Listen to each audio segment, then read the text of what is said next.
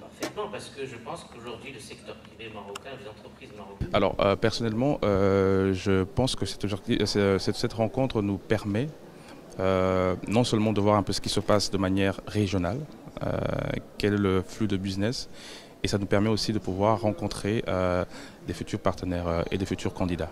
Là, ça vient de commencer, mais en règle générale, dans ce genre de rencontres, oui, c'est de pouvoir voir un petit peu quelles sont les prochaines décisions et anticiper, parce que notre métier, ce qui est important, c'est d'anticiper les décisions et de pouvoir apporter la plus-value en amont. Pour la plupart, sans doute, ils ont quelque chose. Non pas parce qu'on peut mettre... C'est une très bonne opportunité pour les entreprises ici au Maroc voilà, de pouvoir profiter d'un forum comme celui-ci. Donc c'est une très bonne opportunité de faire des rencontres, de partager, voilà, d'échanger des contacts surtout. Je pense que c'est la principale raison de ma venue pour ma part. C'est très simple. Le Maroc aujourd'hui est un exemple pour l'Afrique. Vous voyez, vous organisez aujourd'hui cette rencontre. Donc c'est une opportunité bien sûr pour beaucoup d'entrepreneurs, aussi bien marocains qu'africains, de se rencontrer, de se réunir pendant 48 heures pour effectivement échanger, faire des échanges de B2B, etc. etc. L'Afrique a des opportunités énormes et que la création de la zone de libre-échange continentale va faire en sorte que l'Afrique justement utilise ces opportunités et amorce une émergence réelle. Et ce type d'événement permet de discuter de l'intégration régionale, permet de discuter de ces défis, de voir les différents angles par lesquels on approche l'intégration régionale et aussi d'apporter quelques recommandations qui sont intéressantes.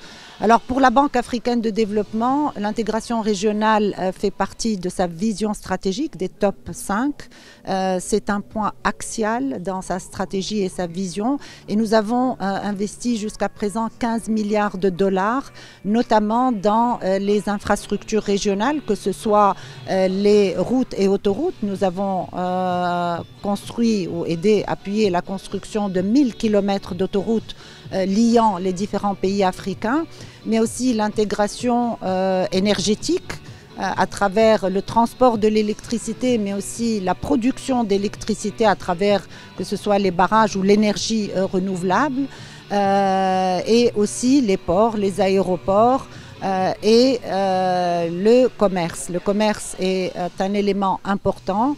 Avec donc cette zone de libre-échange et un PIB de 3 300 milliards, c'est-à-dire 3,3 trillions de dollars, le commerce constitue un axe central par lequel justement la promotion de l'industrialisation de l'Afrique va trouver donc des débouchés intra-africains. Je pense qu'il est important qu'on se retrouve en tant qu'Africains pour le partage d'expériences.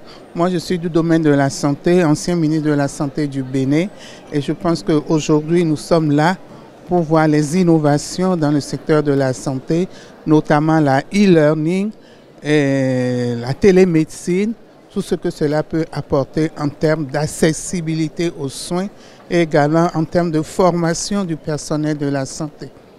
C'est le message qu'on arrive à faire passer, que les actions, faire des actions qui sont entreprises par le secteur privé marocain.